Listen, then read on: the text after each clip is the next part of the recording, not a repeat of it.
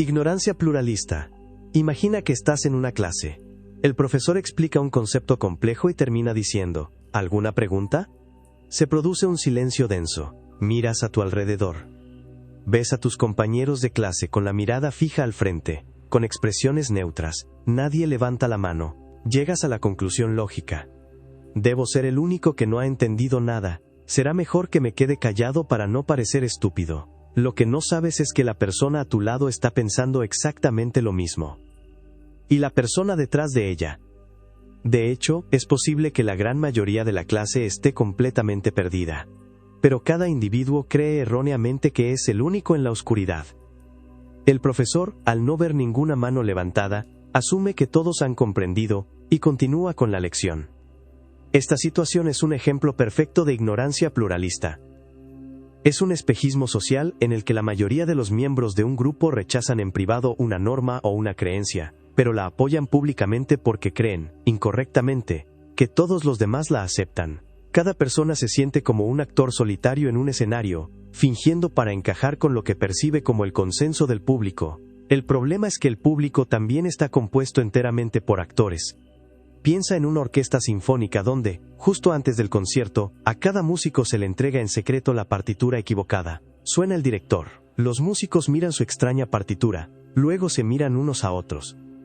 Ven a sus colegas sentados, con los instrumentos en posición, mirando al director con aparente confianza. Nadie quiere ser el primero en admitir que tiene un problema.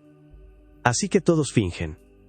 Sostienen sus violines bajo la barbilla, levantan sus flautas pero no tocan. El resultado es un silencio colectivo y disonante, donde cada músico sufre en privado, convencido de que es el único incompetente en un mar de profesionales. Nadie se da cuenta de que todos comparten exactamente el mismo problema. Este fenómeno no se limita a las aulas. Explica por qué tradiciones peligrosas o impopulares pueden persistir durante generaciones, por qué los empleados pueden no cuestionar una mala estrategia de empresa, o por qué la gente puede no intervenir en una emergencia. Todos miran a los demás en busca de señales sobre cómo actuar, sin darse cuenta de que los demás también les están mirando a ellos. Es una ilusión de conformidad que se alimenta a sí misma, un silencio que se confunde con acuerdo. Y nos muestra que, a veces, el acto más valiente no es tener una opinión diferente, sino simplemente atreverse a preguntar si alguien más se siente tan perdido como tú. Transferencia de aprendizaje específica del contexto. Imagina a un niño que es un genio de las matemáticas.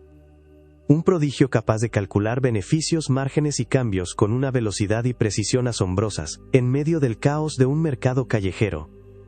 Ahora, lleva a ese mismo niño a un aula tranquila, siéntalo en un pupitre y dáselo a resolver los mismos problemas matemáticos pero esta vez escritos en un papel. Lógicamente, debería ser mucho más fácil. Pero no lo es. El niño fracasa estrepitosamente. Se bloquea. El genio de las matemáticas de repente no sabe sumar. Esto no es un acertijo. Es una demostración real y desconcertante de un principio conocido como la transferencia de aprendizaje específica del contexto. Este fenómeno revela que nuestro conocimiento no es un conjunto de herramientas universales que llevamos en una caja y podemos usar en cualquier lugar. Gran parte de lo que sabemos está de hecho fusionado con el entorno en el que lo aprendimos. Es como si el conocimiento fuera una llave única, forjada no solo para una cerradura sino para una puerta específica, en un edificio específico, en una calle específica. Los niños vendedores de Brasil, estudiados por psicólogos, eran maestros en la matemática de la calle. Sus mentes habían creado una llave perfecta que abría la cerradura de la supervivencia económica en su entorno. Cada cálculo estaba ligado a un cliente, a un producto, al dinero que pasaba por sus manos. Pero cuando se les presentaba un problema de lápiz y papel, la cerradura era diferente. Aunque la lógica matemática subyacente era la misma, el contexto había cambiado por completo. La puerta era otra. Y la llave, tan perfecta en la calle, ya no encajaba. No podía girar. Esto es profundamente extraño. Significa que partes de tu propia mente pueden ser inaccesibles para ti mismo dependiendo de dónde te encuentres. Una habilidad que dominas en tu taller puede abandonarte en una oficina. Una idea brillante que tuviste en la ducha puede evaporarse en cuanto te sientas frente al ordenador. No somos seres unificados cuyo conocimiento fluye libremente. somos más bien un mosaico de yoes contextuales. Existe un tú que sabe cómo navegar una conversación en un café, y un tú diferente que sabe cómo escribir un informe. Y las habilidades de uno no siempre se traducen fácilmente al otro. Nuestro conocimiento no está en nosotros como libros en una biblioteca. Está anclado al mundo. Y a veces, para saber algo, no solo tenemos que buscar en nuestra mente, también tenemos que estar en el lugar correcto. La ley del instrumento de Maslow. Hay una frase, atribuida al psicólogo Abraham Maslow, que dice: supongo que es tentador, si la única herramienta que tienes es un martillo, tratar todo como si fuera un clavo. Esta no es solo una observación ingeniosa. Es una de las leyes más fundamentales y limitantes del pensamiento humano. Es un sesgo cognitivo que nos atrapa a todos, desde el experto más brillante hasta el principiante más humilde. Se conoce como la ley del instrumento, y describe nuestra peligrosa tendencia a depender en exceso de las herramientas que nos resultan familiares, incluso cuando son completamente inadecuadas para la tarea que tenemos entre manos. Imagina a un chef de fama mundial. Es un maestro absoluto del cuchillo, puede cortar, picar y filetear con una gracia y precisión que parecen sobrenaturales. Su cuchillo es una extensión de su mano. Un día, se enfrenta a un nuevo desafío. Debe preparar un menú completo. Una sopa, un pescado y un postre delicado. Para la sopa, necesita un cucharón, pero él mira su cuchillo. Intenta servir el caldo con la hoja ancha, derramándolo todo. Para el postre, necesita batir unas claras de huevo a punto de nieve. Necesita un batidor. Pero él insiste en usar su herramienta favorita, golpeando las claras torpemente con el mango del cuchillo. El resultado es un desastre. El pescado, por supuesto, es perfecto. Pero el menú es un fracaso. El problema no era el cuchillo. El cuchillo es una herramienta excelente. El problema era la mente del chef. Su éxito y familiaridad con una única herramienta lo habían cegado a la existencia o necesidad de otras. Se había enamorado tanto de su martillo que todo el mundo de la cocina se había convertido en un clavo. Esto nos sucede constantemente. El programador que intenta resolver un problema humano con un algoritmo. El político que intenta aplicar una única ideología a todas las crisis sociales. La persona que, habiendo tenido éxito con la confrontación directa una vez, la utiliza en todas sus relaciones, incluso cuando se requiere tacto y empatía. La ley del instrumento nos advierte que nuestras mayores fortalezas pueden convertirse en nuestras mayores debilidades. La herramienta que nos hizo exitosos puede convertirse en la jaula que limita nuestro crecimiento. Nos susurra que la verdadera sabiduría no consiste en dominar una sola herramienta a la perfección, sino en saber cuándo dejarla a un lado y aprender a usar otra. El experimento de la situación extraña. En los primeros meses y años de tu vida, escribiste una historia. Fue una historia silenciosa, contada sin palabras, a través de miradas, llantos y abrazos. Es una historia que tu mente consciente probablemente no recuerda en absoluto. Pero esa historia temprana se ha convertido en el guión oculto que dirige, incluso ahora, la forma en que amas, la forma en que confías y la forma en que sientes seguridad en el mundo. La psicóloga Mary Ainsworth diseñó un experimento extraordinariamente elegante para poder leer las primeras páginas de esa historia. Lo llamó la situación extraña. El experimento era simple y profundo. Se observaba a un bebé y a su madre en una habitación llena de juguetes. Luego, un extraño entraba. La madre se iba por un momento, dejando al bebé con el extraño. Y finalmente, la madre regresaba. El momento crucial no era la angustia del bebé al quedarse solo. Casi todos los bebés se angustiaban. El momento que revelaba la historia era la reunión, la forma en que el bebé reaccionaba al regreso de su figura de apego. Piensa en esta interacción como el primer baile que un niño aprende. En el experimento, algunos niños mostraban un apego seguro. Cuando la madre se iba se angustiaban, pero al regresar, la buscaban activamente, se consolaban en sus brazos y luego, sintiéndose seguros de nuevo, volvían a explorar los juguetes. Habían aprendido los pasos de un baile de confianza. Me siento mal, te busco, me consuelas, y el mundo vuelve a estar bien. Otros niños mostraban un apego inseguro evitativo. Cuando la madre regresaba, la ignoraban activamente, casi como si la estuvieran castigando. Habían aprendido un baile de autosuficiencia forzada. Me has dejado, he aprendido a no necesitarte. Y otros mostraban un apego inseguro ambivalente. Buscaban a la madre pero luego la rechazaban, aferrándose y luchando al mismo tiempo. Su baile era uno de confusión y ansiedad. Te necesito desesperadamente, pero no confío en que te quedes. Estas primeras danzas, estos patrones de apego tienden a persistir, se convierten en nuestras plantillas para las relaciones futuras. Nos encontramos como adultos, repitiendo esos mismos pasos en nuestras amistades y romances, buscando consuelo y confiando en él, evitando la intimidad para no ser heridos, o aferrándonos con ansiedad por miedo al abandono. La situación extraña nos reveló que el amor no es solo un sentimiento, es un patrón aprendido. Una danza silenciosa cuyas primeras lecciones tienen lugar mucho antes de que tengamos memoria para recordarlas. La crisis de replicación. La ciencia se nos presenta como un gran edificio, construido ladrillo a ladrillo sobre los cimientos sólidos de la verdad. Cada nuevo estudio, cada experimento es un ladrillo más, colocado con cuidado sobre los anteriores, haciendo la estructura cada vez más alta y fuerte. Pero ¿qué pasaría si un día descubrieras que muchos de los ladrillos en los propios cimientos del edificio nunca estuvieron realmente allí? ¿O que estaban hechos de arena? Esta no es una pregunta hipotética. Es la historia de lo que le sucedió a la psicología en la década de 2010, un terremoto intelectual conocido como la crisis de replicación. La replicación es el pilar de la ciencia. Significa que si un investigador descubre algo, otro investigador independiente, siguiendo los mismos pasos, debería obtener los mismos resultados. Es la forma que tiene la ciencia de comprobarse a sí misma, pero cuando los psicólogos empezaron a revisar su propio edificio, se encontraron con una verdad alarmante.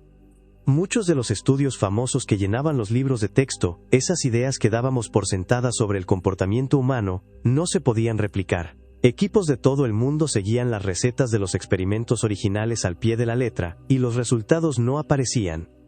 Imagina que la psicología es un rascacielos legendario y admirado por todos. La crisis de replicación fue como si un nuevo equipo de ingenieros llegara para hacer una inspección estructural. Desde fuera, el edificio parecía magnífico. Pero al bajar a los cimientos y examinar los pilares de hormigón que los sostenían, esos estudios clásicos, descubrieron que muchos de ellos eran huecos, que otros se habían construido con materiales de mala calidad, o que sus planos originales eran tan vagos que era imposible saber cómo se habían levantado en primer lugar. El rascacielos no se había derrumbado, pero, de repente nadie estaba seguro de cuán sólido era realmente. Esta crisis no fue un acto de malicia, sino el resultado de sesgos humanos y estadísticos que se habían colado en el sistema.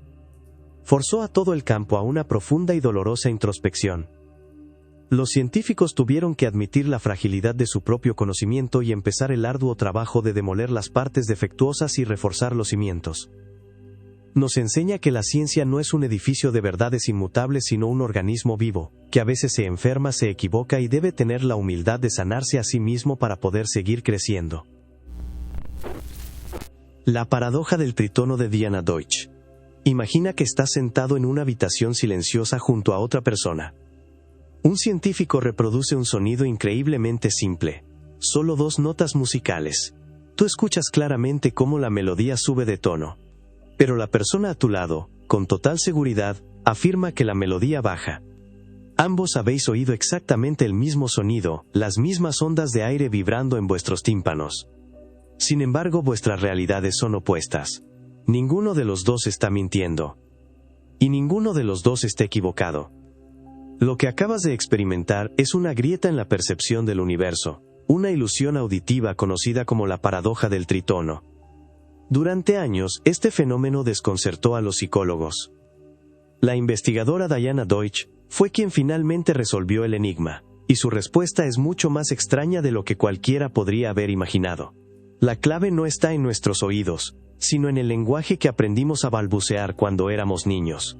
Deutsch descubrió que la forma en que percibimos si un tritono sube o baja depende de los patrones de entonación de nuestro idioma o dialecto nativo. Por ejemplo, los hablantes de inglés del sur de California, cuyo dialecto tiende a tener una entonación ascendente al final de las frases, son más propensos a oír los tritonos como ascendentes. En cambio, los hablantes del sur de Inglaterra, con patrones de entonación descendentes, tienden a escucharlos como descendentes. Piensa en ello de esta manera. La realidad sonora, la onda física, es como una luz blanca y pura. Pero tu cerebro no percibe esa luz directamente. En cambio, la percibe a través de un filtro, una especie de vidriera personal.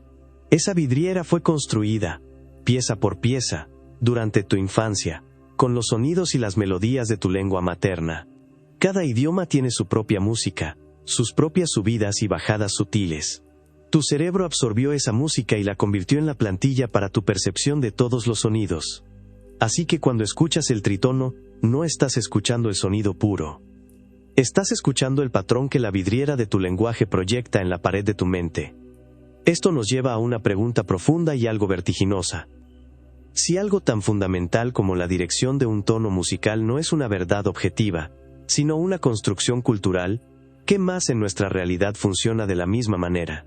Nuestra percepción de los colores, nuestra interpretación de las emociones en el rostro de alguien, nuestras ideas sobre lo que es bello o disonante. La paradoja del tritono nos susurra un secreto inquietante. No experimentamos el mundo tal como es. Experimentamos el mundo tal como nuestro lenguaje nos ha enseñado a oírlo. Y cada uno de nosotros escucha una canción ligeramente diferente. Ceguera inducida por movimiento. Tu cerebro es un mentiroso. Un mentiroso brillante y consumado que te engaña a cada segundo de tu vida. Y lo más extraño de todo es que lo hace para protegerte. Creemos que nuestros ojos son como cámaras de video de alta definición, que capturan una imagen perfecta y completa del mundo que nos rodea. Pero la verdad es mucho más turbia. Tu percepción visual no es una grabación, es una historia. Una historia que tu cerebro edita constantemente, eliminando personajes, cambiando el escenario y borrando detalles que considera irrelevantes.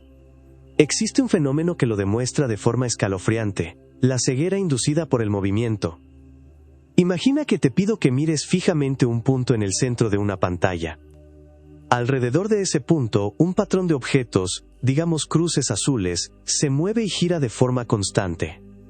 Y entre esas cruces móviles, hay 3 puntos amarillos, perfectamente quietos. Al principio, los ves sin problemas. Pero si mantienes la mirada fija en el centro, y dejas que tu mente se relaje en el movimiento de las cruces, algo increíble sucede. Uno a uno, los puntos amarillos empiezan a desaparecer. Simplemente se desvanecen en el fondo, como si alguien los hubiera borrado de la existencia. Por supuesto, los puntos siguen ahí. Tu retina los está captando, pero tu cerebro ha tomado una decisión ejecutiva. Ha decidido que no los veas. El porqué de este truco de magia es una cuestión de supervivencia. El cerebro tiene recursos limitados, y no puede prestar la misma atención a todo a la vez. Evolutivamente, el movimiento lo es todo. El movimiento podría ser un depredador que se acerca, o una presa que escapa. Lo estático, en comparación, es a menudo ruido de fondo. Así que tu cerebro hace una apuesta. Prioriza masivamente el procesamiento de los objetos en movimiento, y para liberar recursos, simplemente borra de tu conciencia los objetos estáticos que hay cerca. Piensa en tu cerebro como el mejor ilusionista del mundo, y tu campo visual es su escenario. Los objetos en movimiento son su capa floreada, sus gestos dramáticos, su charla constante que te distrae. Y mientras tu atención está cautivada por este espectáculo de movimiento, el cerebro, con una mano invisible, retira sigilosamente el punto amarillo del escenario. Tú no te das cuenta. El truco es perfecto. Pero te deja con una pregunta inevitable. Si tu mente es capaz de hacerte invisible, un punto amarillo que está justo delante de ti, ¿qué otras cosas, qué otras verdades quietas y constantes de tu vida podría estar borrando cada día para que te concentres solo en el drama del movimiento? El efecto de la superioridad de la imagen. Intenta hacer un pequeño experimento mental conmigo. Primero, piensa en el último artículo que leíste en Internet. Intenta recordar la tercera frase de ese artículo, palabra por palabra. Es difícil, ¿verdad? Se siente como buscar un grano de arena específico en una playa infinita. Ahora, borra eso de tu mente. Piensa en la casa donde creciste. Recuerda la puerta de entrada. ¿Puedes ver el color, la textura de la madera o el frío del metal? ¿Puedes ver el pomo de la puerta? Lo más probable es que esa imagen haya aparecido en tu mente de forma instantánea, vívida y sin esfuerzo. Este simple ejercicio demuestra uno de los principios más sólidos y sorprendentes de la mente humana: el efecto de la superioridad de la imagen. La idea es simple. Recordamos las imágenes con una fidelidad y una facilidad que aplastan por completo nuestra capacidad para recordar texto o palabras habladas. Los experimentos que lo confirman son asombrosos. En algunos estudios, se mostró a los participantes miles de imágenes, cada una durante solo unos segundos. Días después, se les presentaron pares de imágenes, una que ya habían visto y una nueva. La gente fue capaz de identificar correctamente la imagen que habían visto con una precisión de más del 90%. Nadie en el mundo podría hacer eso con miles de frases aleatorias. La razón es profundamente evolutiva. La escritura es una invención humana muy reciente, apenas tiene unos pocos miles de años. En la escala de tiempo de nuestra especie, es un parpadeo. Nuestros cerebros no están diseñados de forma nativa para procesar texto. Pero la visión y la memoria visual lo son todo. Durante millones de años, nuestra supervivencia dependió de recordar imágenes. La imagen de una valla venenosa. La imagen de las huellas de un animal peligroso. La imagen del rostro de un miembro de otra tribu que podría ser amigo o enemigo. La imagen del camino de regreso a un refugio seguro. Nuestro cerebro se convirtió en una máquina increíblemente optimizada para almacenar y recuperar información visual. Puedes imaginar tu memoria como un gigantesco almacén. La memoria de palabras es como el pasillo de los archivadores. Para encontrar un dato, tienes que buscar en el cajón correcto, luego en la carpeta correcta, y finalmente leer la etiqueta correcta. Es un proceso lógico pero lento e ineficiente. La memoria de imágenes, en cambio, es la sala principal del almacén. No hay archivadores. Los recuerdos están ahí, como objetos tridimensionales. La bicicleta de tu infancia, la cara de tu primer amor, una puesta de sol que viste una vez. No necesitas buscar una etiqueta. Reconoces el objeto al instante. Tu cerebro escanea toda la sala en una fracción de segundo. Vivimos en un mundo ahogado en texto, pero el lenguaje nativo de nuestra mente, el idioma que hemos hablado durante eones, no tiene letras. Se compone, enteramente, de imágenes. El efecto de los niveles de procesamiento. Casi todo lo que te han enseñado sobre estudiar y memorizar es probablemente una mentira. Nos han dicho que la clave es la repetición, la insistencia, pasar horas y horas mirando una página hasta que las palabras se graben a fuego en nuestra mente. Pero la psicología nos revela una verdad mucho más elegante y eficiente. La memoria no es un músculo que se fortalece con el tiempo de uso, es más bien un jardín, y la calidad de tus recuerdos no depende de cuánto tiempo pases en él, sino de cuán profundamente prepares la tierra. Este es el núcleo del efecto de los niveles de procesamiento. Imagina que te doy una lista de palabras y te pido que las recuerdes. Podrías usar un procesamiento superficial. Por ejemplo, podrías fijarte en si la palabra está escrita en mayúsculas o minúsculas, o contar el número de vocales que tiene. Estás interactuando con la palabra pero solo en su capa más externa, su apariencia. Es como arrojar semillas sobre un suelo duro y seco. Puede que alguna se quede ahí por un tiempo, pero no echará raíces. La mayoría desaparecerá con la primera brisa. Ahora, imagina un procesamiento profundo. En lugar de mirar la forma de la palabra, te pido que pienses en su significado. Te pido que crees una frase con ella, que la relaciones con una experiencia personal, que visualices el objeto que representa. ¿Qué estás haciendo ahora? Estás cavando en la tierra. Estás aireando el suelo, mezclándolo con el compost de tus propias experiencias y conocimientos previos. Estás plantando la semilla en un terreno fértil y preparado. Cuando haces esto, la palabra ya no es una simple forma. Es una idea, conectada a una red de otras ideas. Ha echado raíces, y un recuerdo con raíces es un recuerdo que perdura. Este principio lo cambia todo. Explica por qué puedes pasar una noche entera releyendo tus apuntes y no recordar nada al día siguiente. Mientras que una conversación de 5 minutos sobre un tema que te apasiona puede quedarse contigo para siempre. La diferencia no fue el tiempo, fue la profundidad. La memoria no es un acto de fuerza bruta, es un acto de creación de significado. Así que la próxima vez que quieras recordar algo, no te preguntes cómo puedes repetirlo más veces, pregúntate cómo puedes entenderlo mejor, cómo puedes conectarlo con lo que ya sabes. No te limites a mirar las semillas, coge una pala y empieza a cavar. Porque los recuerdos más fuertes no se graban, se cultivan. El efecto de sobrejustificación. Había una vez un grupo de niños en una guardería que amaban dibujar. Cada día, durante el tiempo libre, corrían hacia la mesa de arte y llenaban hojas de papel con casas, soles y monstruos de colores. No necesitaban que nadie les dijera que lo hicieran. Dibujaban por la pura alegría de ver cómo una idea en su cabeza cobraba vida en el papel. El acto de dibujar era su propia recompensa. Entonces, un día, unos psicólogos llegaron para hacer un experimento. Empezaron a darles a los niños una bonita cinta dorada. cada vez que terminaban un dibujo. Los niños estaban encantados. Un premio por hacer lo que ya amaban. Pero entonces, unas semanas después, los premios cesaron tan abruptamente como habían comenzado. Y algo extraño ocurrió. Los niños dejaron de dibujar. La mesa de arte, antes el centro de la creatividad, quedó casi siempre vacía. Este experimento es la demostración de un fenómeno psicológico sutil y poderoso, el efecto de sobrejustificación. Revela una verdad paradójica sobre la motivación humana. Recompensar a alguien por hacer algo que ya disfruta puede de hecho matar esa alegría para siempre. La motivación intrínseca, ese impulso que viene de dentro, es como un río que fluye libremente.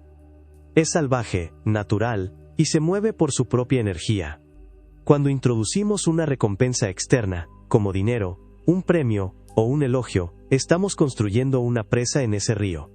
Al principio, parece funcionar. El río sigue fluyendo y ahora además genera energía, es decir, la acción que queremos. Pero bajo la superficie, algo ha cambiado fundamentalmente. La actividad ha dejado de ser un juego para convertirse en un trabajo. El propósito ya no es el placer del acto en sí, sino la obtención de la recompensa. El control ha pasado del interior al exterior. El río ya no fluye por su propia voluntad, sino para mover las turbinas de la presa. El verdadero peligro llega cuando quitamos la presa. El río que ha sido domesticado y represado, a menudo pierde su fuerza original. A veces incluso se seca por completo. Los niños no dejaron de dibujar porque de repente odiaran el arte. Dejaron de dibujar porque los psicólogos, con la mejor de las intenciones, habían transformado su pasión en una transacción. Y una vez que el pago desapareció, la transacción ya no tenía sentido. Nos enseña una lección inquietante sobre nosotros mismos. A veces, la mejor manera de alimentar una llama es simplemente dejarla arder. El efecto Google, amnesia digital. Piensa en la última vez que necesitaste un dato específico. La capital de Uzbekistán, el cumpleaños de un amigo, la receta de un pastel. ¿Qué hiciste? ¿Te sentaste y buscaste en los recovecos de tu memoria biológica? ¿O simplemente sacaste el teléfono y lo buscaste en Google? No te sientas mal por ello. No te estás volviendo más olvidadizo o perezoso. Estás participando en uno de los mayores cambios en la cognición humana de la historia. Tu cerebro está externalizando su memoria, y en el proceso, te estás fusionando con la tecnología de una forma increíblemente íntima. Este fenómeno se llama el efecto Google. Los experimentos son claros y consistentes. Si a una persona se le pide que recuerde una lista de datos, pero se le dice que la información también estará guardada en un ordenador, la recordará mucho peor que una persona a la que se le dice que la información se borrará.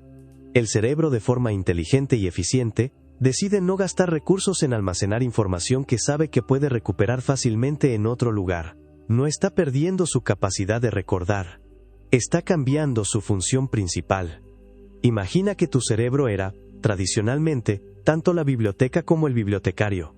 Tenía que almacenar todos los libros en sus estanterías y, además, saber cómo encontrar cada uno de ellos. Era un trabajo doble y con un espacio muy limitado. Con la llegada de Internet, ha ocurrido una transformación radical. Ha aparecido una biblioteca nueva, externa, casi infinita. Así que tu cerebro ha tomado una decisión lógica. Ha dejado de intentar ser la biblioteca. Ya no se esfuerza en almacenar todos los libros. En su lugar, se ha especializado en ser un bibliotecario extraordinariamente bueno. Su nueva habilidad principal no es conocer la información, sino saber exactamente qué palabras clave usar para encontrar cualquier dato en una fracción de segundo en la biblioteca infinita de la red. Estamos en las primeras etapas de esta simbiosis. Nuestro cerebro biológico se está reconfigurando para trabajar en tándem con una memoria externa y colectiva. Ya no somos unidades de memoria autónomas. Somos terminales de acceso. Esto plantea preguntas fascinantes. ¿Qué significa saber algo en el siglo XXI? ¿Y qué sucede con nuestro pensamiento, nuestra identidad, cuando una parte tan fundamental de nuestra mente ya no reside dentro de nuestro cráneo, sino en la nube etérea de información que nos rodea? El experimento Ganzfeld. Ahora, un viaje a los límites de la ciencia, a un lugar donde la psicología se encuentra con lo inexplicable. Apaga las luces de tu mente. Silencia el ruido del mundo exterior, el flujo constante de imágenes, sonidos y sensaciones. ¿Qué queda en ese silencio? Es posible que en ese vacío absoluto, en esa calma total, tu conciencia puede empezar a percibir cosas que no viajan a través de los sentidos. Esta es la pregunta que se encuentra en el corazón de uno de los experimentos más extraños y controvertidos de todos, el experimento Ganzfeld. Diseñado para probar la existencia de la percepción extrasensorial, o PES, el procedimiento Ganzfeld es un intento de crear un estado de privación sensorial casi perfecto. A la persona que participa, el receptor, se le pide que se recline cómodamente. Se le tapan los ojos, a menudo con dos mitades de una pelota de ping-pong, para crear un campo visual blanco y sin forma. Se le ponen unos auriculares que emiten ruido blanco, un siseo constante que bloquea cualquier sonido externo. El objetivo es sumergir la mente en un océano de monotonía sensorial, un campo total. Eso es lo que significa Ganzfeld en alemán. La teoría es que nuestra conciencia normal es como una radio intentando sintonizar una emisora muy débil y lejana en medio de una tormenta eléctrica. La tormenta son nuestros sentidos, un bombardeo constante de información visual y auditiva que crea un ruido ensordecedor. En esas condiciones, es imposible captar la señal débil. El experimento Ganzfeld intenta detener la tormenta. Al eliminar el ruido sensorial, al crear una cámara de silencio para la mente, se espera que esa señal débil y misteriosa, si es que existe, pueda finalmente ser escuchada. Mientras el receptor está en este estado, otra persona en una habitación diferente, el emisor, se concentra en una imagen o un video elegido al azar y trata de enviárselo mentalmente. Al final, se le presentan al receptor 4 imágenes y se le pregunta cuál de ellas se corresponde con lo que recibió. Los resultados de estos experimentos han sido objeto de un debate feroz durante décadas. Algunos análisis sugieren un efecto pequeño pero estadísticamente significativo, mientras que los escépticos lo atribuyen a fallos metodológicos. Pero más allá de los resultados, el experimento en sí nos invita a una reflexión inquietante. Nos obliga a cuestionar la naturaleza de la conciencia y los límites de nuestra propia mente. Nos pregunta si, debajo del estruendo de nuestra realidad cotidiana, podría haber otra capa de comunicación, silenciosa, esperando a ser escuchada en el vacío. El paradigma del grupo mínimo.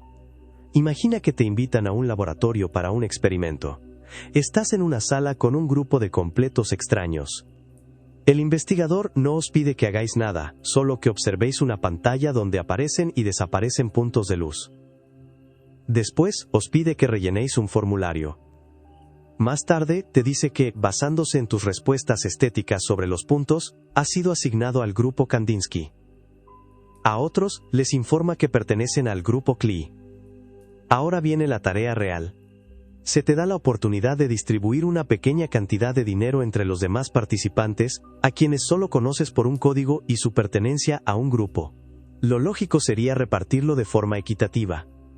Pero una y otra vez, la gente hace algo diferente. Sistemáticamente, favorecen a los miembros de su propio grupo. Este es el paradigma del grupo mínimo, un experimento diseñado por Henri Tajfel que revela una verdad incómoda y profunda sobre la naturaleza humana. El tribalismo, el instinto de crear un nosotros y un ellos, es tan fundamental en nuestra psicología que no necesita ninguna base real para activarse. La preferencia por Kandinsky o Klee era completamente ficticia y aleatoria. Sin embargo, en el momento en que se creó esa división, por más trivial y sin sentido que fuera, los cerebros de los participantes se aferraron a ella. Piensa en la mente humana como un cartógrafo ansioso, desesperado por dar sentido al paisaje social. Cuando nacemos, se nos entrega un mapa en blanco del mundo. El paradigma del grupo mínimo demuestra que lo único que se necesita para crear un territorio es trazar una línea. No importa si la línea es arbitraria, si se dibuja al azar. En el instante en que la línea existe, el mapa deja de ser un espacio unificado. Ahora hay un territorio nuestro y un territorio de los otros. Una vez trazada esa frontera imaginaria, empezamos a proyectar sobre ella todo tipo de significados. Empezamos a asumir que la gente de nuestro lado de la línea es de alguna manera mejor, más merecedora, más digna de confianza. Este experimento es inquietante, porque desnuda nuestro instinto tribal, mostrándolo no como una respuesta a una historia compartida, a una cultura, o a una amenaza real, sino como un interruptor binario en nuestra mente. Un interruptor que puede ser activado por la razón más insignificante. Nos muestra que el prejuicio no requiere odio, solo requiere una línea. Y nos advierte que las divisiones que definen nuestro mundo pueden ser, en su origen, tan aleatorias y tan vacías como una preferencia inventada por un pintor abstracto. El efecto Coolidge. En el corazón de casi todo animal existe un motor. Un motor biológico implacable con dos directivas principales: sobrevivir y reproducirse. La supervivencia es un maratón, pero la reproducción es un sprint, una explosión de energía que la evolución ha optimizado de formas increíblemente eficientes. Y en muchas especies, especialmente en los mamíferos, la naturaleza ha instalado un atajo en este sistema, un interruptor secreto diseñado para maximizar las probabilidades de la descendencia. Este interruptor se conoce como el efecto Coolidge, y su lógica es tan fría como poderosa. Prioriza la novedad por encima de la familiaridad. El fenómeno fue observado por primera vez en ratas, pero se ha visto en casi todas las especies estudiadas. Un macho se aparea con una hembra receptiva hasta que llega a la saciedad, al agotamiento sexual. Ya no muestra más interés. Sin embargo, si en ese momento se introduce una nueva hembra receptiva, el macho experimenta un resurgimiento casi instantáneo de su vigor y deseo sexual. Y se aparea de nuevo como si estuviera completamente descansado. Nada ha cambiado en su estado físico, lo único que ha cambiado es el estímulo. Piensa en el impulso sexual como una llama.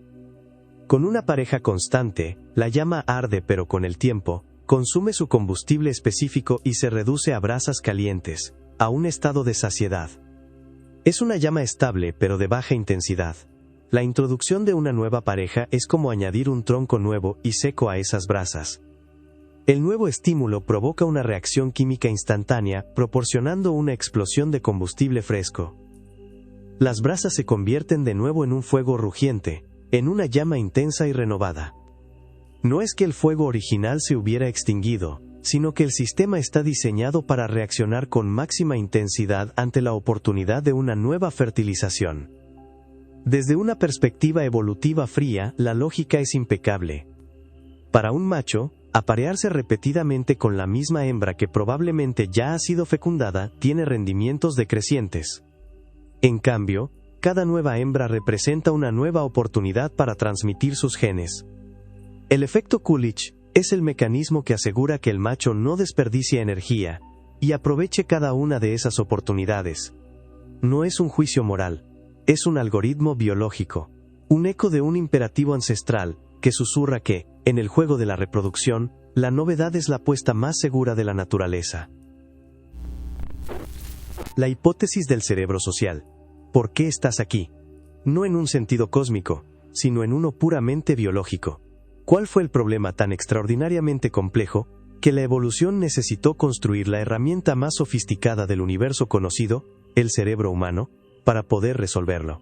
Durante mucho tiempo, pensamos que la respuesta era el entorno físico, que desarrollamos nuestra inteligencia para crear herramientas de caza, para recordar la ubicación de los árboles frutales, para sobrevivir a las edades de hielo. Pero hay una teoría más reciente y mucho más poderosa, la hipótesis del cerebro social, y postula que el mayor desafío para la supervivencia de un ser humano primitivo no eran los leones ni el clima, eran los otros seres humanos. La respuesta a la pregunta de por qué tienes un cerebro tan grande es, irónicamente, la persona que tienes a tu lado. A medida que nuestros ancestros empezaron a vivir en grupos cada vez más grandes, el paisaje más importante dejó de ser la sabana y pasó a ser la red social. Sobrevivir y prosperar en ese entorno requería una capacidad de procesamiento completamente nueva. Necesitabas recordar no solo quién era tu amigo, sino quién era amigo de quién. Necesitabas saber quién guardaba rencor, quién era un aliado fiable, quién era un mentiroso convincente. Necesitabas predecir las intenciones de los demás, manipular tu propia reputación, y navegar por complejas jerarquías de poder. Imagina que tu cerebro no es un ordenador personal, un PC diseñado para resolver problemas lógicos en solitario. Piensa en él, más bien, como un terminal increíblemente avanzado, diseñado desde su arquitectura más básica, para una sola cosa: conectarse a una red. La aplicación más exigente, la que consume casi todos sus recursos, es el software social. Cada interacción, cada conversación, cada lectura de una expresión facial, Es como ejecutar un programa de una complejidad asombrosa. Tu inteligencia no es una medida de cómo resuelves un sudoku, es una medida de tu capacidad para procesar este flujo de datos sociales masivo y en constante cambio. Nuestros cerebros no se hicieron grandes para entender el mundo físico, sino para entendernos los unos a los otros. Somos una especie construida para la política de la hora del café, para el cotilleo, para la alianza y la traición. El lenguaje, el arte, la cultura, todo ello son herramientas que surgieron para ayudarnos a gestionar esta increíblemente compleja vida social. Somos el resultado de una carrera armamentística evolutiva en la que el arma era la inteligencia social. Tu mente no es un cuchillo suizo para sobrevivir en la naturaleza. Es un superordenador social, diseñado con un único y primordial propósito: conectar. El efecto de la bella es la bestia. Se dice que la belleza abre todas las puertas. Que un rostro agraciado y una presencia magnética son como una llave maestra en el gran edificio de las oportunidades. Y en muchos casos, es cierto. Le atribuimos a la gente atractiva toda una serie de cualidades positivas sin siquiera conocerla. Asumimos que son más inteligentes, más amables, más competentes. Este es el famoso efecto halo, donde una sola cualidad positiva, la belleza, irradia un aura dorada sobre todo lo demás. Pero, ¿y si te dijera que esta llave maestra a veces no funciona? Peor aún, ¿y si te dijera que para ciertas puertas, las más pesadas y difíciles de abrir, ser demasiado atractivo puede convertirse en la razón por la que te quedas fuera? Este es el núcleo de un fenómeno desconcertante, una extraña arruga en nuestras percepciones. Se le conoce como el efecto de la bella es la bestia. Es una sombra que acecha detrás del brillante efecto halo. Los psicólogos notaron algo curioso en los procesos de contratación. Cuando se trataba de trabajos considerados masculinos, o que requerían un alto grado de autoridad, como gerente de construcción, ingeniero jefe o director financiero, las mujeres muy atractivas tenían una desventaja significativa. Los reclutadores, tanto hombres como mujeres, tendían a elegirlas con menos frecuencia que a candidatas con un atractivo más promedio. Era como si su belleza, en lugar de ser un activo, se hubiera convertido en un lastre. La razón es un choque de estereotipos. Nuestra mente, en su afán por simplificar el mundo, crea casillas. En una casilla está belleza femenina, asociada a menudo con la delicadeza, la sociabilidad, a veces incluso la frivolidad. En otra casilla está gerente de construcción, asociada con la dureza, la autoridad y la competencia técnica. Imagina que el reclutador es un director de casting. No solo está leyendo un currículum, está intentando visualizar a un personaje en un papel. El papel es líder de un equipo de rudos obreros. Cuando ve a una candidata que podría ser modelo, su cerebro experimenta una disonancia. No encaja en el personaje que tiene en su mente. No es un juicio lógico sobre sus habilidades o su experiencia. Es una reacción visceral, un sentimiento de que no da el pego. Su apariencia contradice el estereotipo del trabajo, y esa contradicción genera desconfianza. El cerebro del reclutador, buscando el camino de menor resistencia, prefiere al candidato que encaja en el molde visual preconcebido. Así, la puerta se cierra. No por falta de méritos, sino por un exceso de una cualidad que, en otro contexto, habría sido una ventaja innegable. Es un recordatorio inquietante de que vivimos en un mundo gobernado no solo por hechos, sino por las historias y los personajes que nuestra mente insiste en proyectar sobre la realidad. Ceguera a la elección del sabor. Imagina que estás en un mercado local, en un día soleado. El aire huele a fruta fresca y a tierra húmeda. Te acercas a un puesto donde un vendedor amable te ofrece probar 2 mermeladas caseras. Una es de fresa, la otra de frambuesa. Las pruebas con atención. La de fresa es dulce, clásica. La de frambuesa tiene un punto ácido que te encanta. La eliges. Me quedo con la de frambuesa, dices con seguridad. El vendedor sonríe y te pide un favor. ¿Podría probarla una vez más y decirme exactamente qué es lo que le gusta de ella? Asientes. Tomas la cuchara, pruebas la mermelada que te ofrece y comienzas a explicar. Definitivamente es la acidez, dices, y tiene una textura más rica, con más trozos de fruta.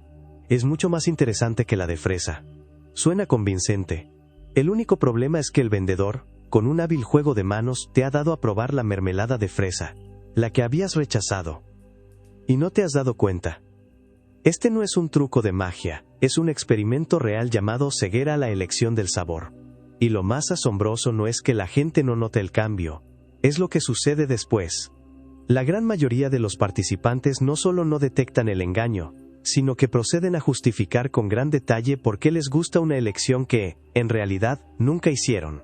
Crean una narrativa coherente y apasionada para defender una preferencia que, segundos antes, no tenían. Es como si nuestra mente fuera un mago y un espectador al mismo tiempo. El mago, en las profundidades de nuestro subconsciente, sabe que la coherencia es más importante que la verdad. Cuando se enfrenta a una contradicción, en lugar de levantar la mano y decir espera, algo no cuadra, realiza un truco mental. Rápidamente, inventa una historia, una razón, una justificación que encaje con el resultado. El espectador, nuestra conciencia, se traga el truco por completo y aplaude la brillante explicación que acaba de dar. Este fenómeno revela algo profundo sobre nosotros. No somos los seres racionales que creemos ser, sopesando cuidadosamente los pros y los contras. A menudo, la elección ocurre primero, a veces por razones que ni nosotros entendemos, y la justificación viene después. Nuestro cerebro es un narrador de historias, un abogado defensor cuyo único cliente somos nosotros mismos. Su trabajo no es encontrar la verdad objetiva, sino construir un caso que nos haga sentir coherentes y seguros. Esto no solo pasa con la mermelada. Ocurre con nuestras opiniones políticas, nuestras compras, nuestras relaciones. ¿Cuántas de nuestras creencias más firmes son en realidad elaboradas justificaciones de elecciones que hicimos a ciegas? La próxima vez que defiendas una preferencia con fervor, pregúntate en voz baja, ¿estás explicando tu elección, o tu cerebro simplemente te está contando un cuento para que puedas dormir tranquilo? La ilusión de la profundidad de la explicación. Piensa en un objeto que usas todos los días. Algo tan común que es prácticamente invisible. Un inodoro. Sabes perfectamente qué hace. Bajas la palanca y todo desaparece con un remolino de agua. Es simple. Ahora intenta esto. Coge un papel y un lápiz, y dibuja un diagrama de cómo funciona exactamente. No un dibujo del exterior, sino del mecanismo interno. Explica paso a paso cómo la acción de la palanca levanta la válvula, cómo el agua del tanque fluye hacia la taza, y qué mecanismo hace que el tanque deje de llenarse en el momento justo.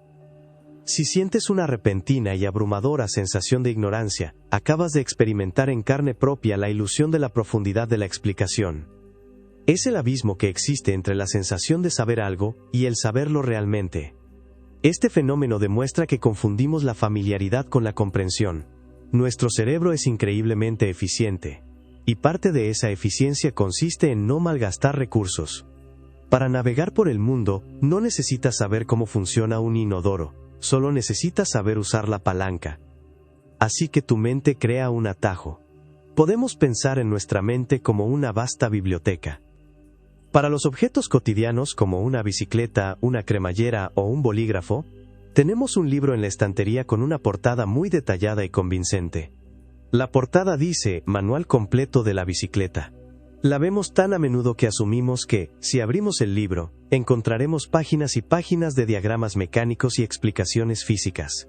Sin embargo, cuando los psicólogos nos obligan a abrir ese libro, descubrimos que está casi completamente en blanco. Quizás hay un par de garabatos en los márgenes, como pedales o cadena, pero los detalles intrincados que creíamos poseer simplemente no están ahí. Los investigadores Leon Rosenblit y Frank Cale demostraron esto de forma brillante. Pidieron a los participantes que calificaran su nivel de comprensión sobre ciertos objetos. La confianza era alta. Luego, les pidieron que escribieran una explicación detallada de su funcionamiento. A mitad de la tarea, la confianza se desplomaba. Se daban cuenta de que no tenían ni idea. Esto no es un defecto de nuestra mente, sino una de sus características más inteligentes. No almacenamos la información en nuestro cerebro. La almacenamos en el mundo que nos rodea. Sabemos que la información existe, y confiamos en que podemos acceder a ella si la necesitamos. Externalizamos nuestro conocimiento. Somos parte de una mente colmena, donde el conocimiento no reside en un solo individuo, sino que está distribuido entre todos. Es una idea a la vez humilde y asombrosa. Tu mente no es un disco duro lleno de datos, sino un brillante navegador de Internet que sabe cómo encontrar lo que necesita. Creemos que contenemos enciclopedias, cuando en realidad solo somos maestros en leer los títulos de los libros. El experimento del buen samaritano. ¿Qué te define como una buena persona? Piénsalo un momento. Seguramente piensas en tus creencias, en los valores que defiendes, en tu capacidad para sentir compasión. Consideramos que la bondad es una parte fundamental de nuestro carácter, una cualidad interna y estable. Pero, ¿y si te dijera que, en el momento de la verdad, todo ese edificio moral podría derrumbarse por un factor tan ridículamente mundano como tener prisa? Esta es la inquietante conclusión de uno de los experimentos más famosos y aleccionadores de la psicología social. Los investigadores se propusieron descubrir qué impulsa a una persona a ayudar a un extraño en apuros, y eligieron a los sujetos más improbables para poner a prueba. Un grupo de estudiantes de seminario, jóvenes que se preparaban para dedicar su vida a la fe y la guía espiritual. El escenario era ingenioso. A cada estudiante se le dijo que tenía que caminar hasta un edificio cercano para dar una charla. A algunos se les dijo que tenían tiempo de sobra, que podían tomarse las cosas con calma. A otros se les dijo que iban con retraso, que la gente ya les estaba esperando, y que debían darse prisa. Y para añadir una capa de ironía casi poética, a la mitad de ellos se les asignó como tema de su charla, la parábola del buen samaritano, la historia bíblica por excelencia sobre la importancia de detenerse a ayudar a un desconocido. En el camino, en un callejón, cada estudiante se encontraba con un actor que estaba desplomado en el suelo, tosiendo, quejándose, y claramente necesitado de ayuda. La pregunta era simple: ¿quién se detendría? Los resultados fueron demoledores. Las creencias religiosas de los estudiantes no tuvieron ningún efecto. El hecho de que estuvieran a punto de dar una charla sobre el buen samaritano tampoco importó. El único factor que predijo de manera abrumadora si alguien se detendría a ayudar, fue si tenía o no prisa. De los que no tenían prisa, la mayoría se detuvo. Pero de los que iban con retraso, solo un 10% ofreció algún tipo de ayuda. Varios de ellos, en su apuro por llegar a tiempo para hablar sobre la compasión, literalmente pasaron por encima del cuerpo del hombre que sufría en el suelo. Es como si nuestros valores e intenciones fueran un barco, sólidamente construido y apuntando en la dirección correcta. Pero el contexto, la situación, es como una poderosa e invisible corriente de río. La prisa es una de las corrientes más fuertes que existen. Cuando nos arrastra, nuestro campo de visión se estrecha. El objetivo final, llegar a tiempo, se convierte en lo único que importa. El hombre en el callejón deja de ser una persona que sufre y se convierte en un obstáculo, en parte del paisaje que hay que sortear. El barco de nuestra moral, a pesar de su buen diseño, es simplemente arrastrado por la corriente, incapaz de llegar a la orilla donde se necesita ayuda. Este experimento no demuestra que seamos malas personas. Demuestra que la bondad no es tanto una posesión como una práctica, una que requiere espacio, tiempo y atención. Y nos obliga a hacernos una pregunta incómoda: ¿cuántas veces hemos sido arrastrados por la corriente, sin siquiera darnos cuenta de a quién hemos dejado atrás en la orilla? La tarea de juego de Iowa. Dentro de ti, ahora mismo, existen dos mentes. Una es la que escuchas, la que piensa con palabras, la que razona, calcula y toma decisiones de forma deliberada. Es tu mente consciente. Pero hay otra, una mente mucho más antigua, silenciosa y primitiva. Esta mente no usa el lenguaje. Habla a través de las sensaciones de tu cuerpo, del sudor en tus manos, de un nudo en el estómago, del ritmo acelerado de tu corazón. Y lo más fascinante es que, a menudo, esta mente antigua sabe la verdad mucho antes que tu mente consciente. Para observar a esta mente silenciosa en acción, los científicos diseñaron un juego llamado la tarea de juego de Iowa. Es un juego de cartas, pero en realidad, es una simulación de la vida misma, llena de riesgo, recompensa e incertidumbre. Se te presentan 4 mazos de cartas, y tu objetivo es ganar la mayor cantidad de dinero posible. Puedes elegir cartas de cualquier mazo. Lo que no sabes al principio es que el juego está amañado. 2 de los mazos son buenos. Ofrecen pequeñas recompensas de forma consistente y las penalizaciones son raras y pequeñas. A la larga, si juegas con ellos, ganas dinero. Los otros 2 mazos son malos. Ofrecen recompensas enormes y tentadoras, pero también esconden penalizaciones catastróficas e impredecibles que te dejan en la ruina. Al principio, como es natural, te sientes atraído por las grandes ganancias de los mazos malos. Tu mente consciente empieza a analizar, a tratar de encontrar un patrón, pero se siente confundida por las enormes fluctuaciones. Mientras tanto, los investigadores están midiendo algo más: la respuesta galvánica de tu piel, pequeños cambios en la sudoración, que indican una reacción de estrés. Y aquí es donde ocurre la magia. Después de unas 10 cartas de los mazos malos, mucho antes de que la persona pueda decir conscientemente, creo que estos mazos son peligrosos, sus manos empiezan a sudar ligeramente cada vez que se acercan a ellos. El cuerpo ha descifrado el código, la mente silenciosa ha aprendido a sentir el peligro. Piensa en tu mente consciente como un joven navegante en un barco, con sus mapas y sus instrumentos, intentando calcular la ruta más segura.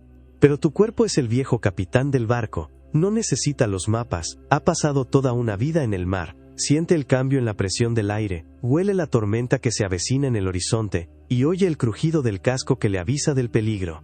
Mientras el joven navegante sigue absorto en sus cálculos, el viejo capitán ya está gritando que hay que cambiar de rumbo. Esas palmas sudorosas son el viejo capitán tomando el timón, una advertencia visceral que precede a la conclusión lógica. La intuición entonces no es algo místico. Es el resultado de un cálculo increíblemente rápido y subconsciente. Es tu cuerpo procesando datos a un nivel que tu mente consciente no puede igualar, enviándote un telegrama en el único lenguaje que conoce, el de las sensaciones. Es la prueba de que dentro de nosotros hay una sabiduría que no piensa sino que simplemente sabe. El efecto García. Piensa en esa comida. Casi todo el mundo tiene una. Esa que probaste una vez, quizás en tu infancia, y que fue seguida por una terrible noche de enfermedad. Han pasado años, puede que décadas, pero el simple olor, o incluso la idea de volver a probarla te revuelve el estómago. Esa reacción no es un simple capricho, es la huella de un mecanismo de supervivencia increíblemente poderoso y especializado. Un fantasma evolutivo conocido como el efecto García. Desde el punto de vista del aprendizaje, este fenómeno es un auténtico rompecabezas. Normalmente, para que asociemos dos cosas, como el sonido de una campana y la llegada de comida, tienen que ocurrir muy juntas en el tiempo, y a menudo, repetirse varias veces. Pero con la aversión a la comida, todo es diferente. La causa, la comida, y el efecto, la enfermedad, pueden estar separados por horas, y aún así, el aprendizaje es instantáneo, profundo y a menudo, permanente. El psicólogo John García lo demostró con una serie de experimentos elegantes y cruciales. En uno de ellos, dio a unas ratas agua con un sabor particular, dulce. Horas más tarde, las expuso a una dosis de radiación que les provocó náuseas. Las ratas no tuvieron que pensar, no necesitaron múltiples ensayos. De inmediato, forjaron una conexión inquebrantable. Ese sabor dulce equivalía a enfermedad. A partir de ese momento, evitarían ese sabor para el resto de sus vidas, prefiriendo morir de sed antes que volver a beber de esa agua. Este mecanismo es una obra maestra de la evolución. Imagina a nuestros antepasados buscando comida. Si comían una baya desconocida y venenosa, los efectos tóxicos probablemente no aparecerían hasta horas después. Un cerebro que necesitara una conexión inmediata para aprender la lección, simplemente no sobreviviría para transmitir sus genes. Piensa que el sistema de supervivencia de tu cuerpo es como el guardia de seguridad de un edificio de máxima importancia. Tú. Para la mayoría de las cosas, el guardia es metódico. Si una luz parpadea cada vez que suena un timbre, necesitará verlo varias veces para establecer un patrón. Pero hay una alarma especial, la alerta de veneno. Si el guardia prueba un nuevo plato del menú, y horas más tarde suena la alarma general de incendios del edificio, no necesita investigar más. No necesita que vuelva a pasar. En ese instante, crea una nueva directiva de seguridad, una que es permanente y no negociable. Ese plato queda prohibido para siempre. El sistema está diseñado para ser paranoico, porque es mejor culpar injustamente a una comida inofensiva que arriesgarse a una intoxicación mortal una segunda vez. Esa aversión que sientes no es una elección, es una sentencia. Es un eco de una sabiduría antigua, un programa instalado en tu biología que te grita a través de las décadas con una claridad brutal: no vuelvas a tocar eso. El efecto de la posición en serie inversa. Creemos que la memoria es como una grabación, una cinta de video que se puede rebobinar. Que recordar el pasado es simplemente pulsar un botón y ver los eventos desfilar en orden inverso, desde el más reciente hasta el más antiguo. Pero nuestra memoria no es una máquina tan lógica. Es algo mucho más extraño, más elástico, un narrador de historias con sus propias reglas. Y la prueba más clara de su peculiar naturaleza se revela precisamente cuando intentas forzarla a ir hacia atrás. Lo que encuentras no es una línea recta, sino una estructura con sus propios pilares, anclas que se niegan a hundirse en el olvido. Este fenómeno nos da una pista sobre cómo organizamos el tejido mismo del tiempo en nuestra mente. Normalmente, cuando intentas recordar una lista de cosas como los recados que tienes que hacer, dos partes de la lista destacan: el principio y el final. Recuerdas bien los primeros elementos porque tuviste tiempo de repetirlos, es el efecto de primacía. Y recuerdas los últimos porque todavía están frescos en tu memoria a corto plazo, el efecto de recencia. El medio por lo general se convierte en un borrón. Ahora, ¿qué pasaría si te pido que recuerdes la lista pero empezando por el final? Tu intuición te diría que el último elemento sería el más claro, y que el primer elemento, el más lejano en el tiempo, sería casi imposible de recuperar. Y en parte es cierto. La gente recuerda el final de la lista con gran facilidad. Pero entonces ocurre algo inesperado. El primer elemento, el que debería estar más enterrado, resurge de las profundidades de la memoria con una claridad sorprendente. Imagina que el recuerdo de una secuencia de eventos es como una cuerda en la que has atado varios nudos. Recordar la secuencia hacia atrás es como tomar el último nudo y tirar de la cuerda hacia ti. Obviamente, ese último nudo está en tu mano, es el más claro, pero al tirar, toda la cuerda se tensa, y el primer nudo, el que ancla la cuerda a su origen, también se levanta y se vuelve visible y prominente. Los nudos del medio pueden seguir siendo un lío confuso, pero los dos extremos, el principio y el fin, se revelan como los puntos estructurales de toda la secuencia. Esto nos dice que no recordamos el tiempo como una simple sucesión de momentos, lo recordamos como una narrativa, y toda narrativa se define por sus dos anclas, el punto de partida y el punto de llegada. Son los pilares que sostienen el puente de la memoria. Incluso cuando intentamos deconstruir la historia yendo hacia atrás, nuestro cerebro se aferra a esos dos momentos clave que le dan sentido a todo el viaje. La memoria no es una simple archivera, es una arquitecta. Construye activamente la historia de nuestra vida, y para ella, saber dónde empezó todo es tan fundamental como saber dónde estamos ahora. El experimento de la cara inmóvil. No hay nada más puro quizás que la conversación entre una madre y su bebé. No es un diálogo de palabras, sino de sonrisas, de miradas curiosas, de sonidos suaves, y de gestos que fluyen de uno a otro. Es un baile perfectamente sincronizado, un delicado y constante eco emocional. Cada acción del bebé provoca una reacción en la madre, y cada reacción de la madre provoca una nueva acción en el bebé. Es un universo de conexión para dos. Pero ¿qué ocurre si, en medio de ese baile, uno de los bailarines de repente se congela? ¿Qué pasa cuando la música de la interacción se detiene sin previo aviso? La respuesta es uno de los experimentos más simples y a la vez más profundamente conmovedores de la psicología del desarrollo. Se llama el experimento de la cara inmóvil. Comienza con una escena de pura alegría. Una madre juega con su bebé de pocos meses. Le sonríe, le habla con esa voz cantarina que reservamos para los más pequeños, responde a sus balbuceos. El bebé está feliz, cautivado, completamente inmerso en la interacción. Entonces se le da una señal a la madre. Se gira por un instante y vuelve a mirar a su bebé. Pero ahora, su rostro es una máscara. Es completamente neutro, inexpresivo. No sonríe, no frunce el ceño, no responde. Simplemente mira, en silencio. La reacción del bebé es inmediata y desgarradora. Primero, hay confusión. El bebé hace lo que siempre le ha funcionado. Sonríe, esperando la sonrisa de vuelta. Al no obtener respuesta, la confusión se convierte en un esfuerzo concertado. Señala, emite sonidos, se agita, intentando por todos los medios reavivar la conexión. Piensa en ellos como dos músicos tocando un dúo improvisado. El bebé toca una nota, y la madre responde con una armonía. De repente, la madre deja de tocar y sostiene su instrumento con una mirada vacía. El bebé, solo en el escenario, intenta tocar su nota de nuevo, más fuerte esta vez. Intenta con otras notas. El silencio de su compañera no es solo una ausencia de sonido, es un vacío aterrador donde antes había música. Cuando todos sus intentos fracasan, el bebé se rinde. Su cuerpo se tensa, aparta la mirada y rompe a llorar, no con un llanto de rabieta, sino con un llanto de profunda angustia y desolación. Este experimento revela una verdad fundamental sobre la condición humana. Nacemos con una expectativa biológica de reciprocidad. Estamos programados para buscar y necesitar la conexión emocional. No es algo que aprendemos, es algo que somos. Ese bebé que llora ante un rostro inmóvil es la prueba viviente de que nuestra necesidad más profunda no es la comida o el refugio, sino la de ser vistos, la de saber, a través de la respuesta del otro, que no estamos solos.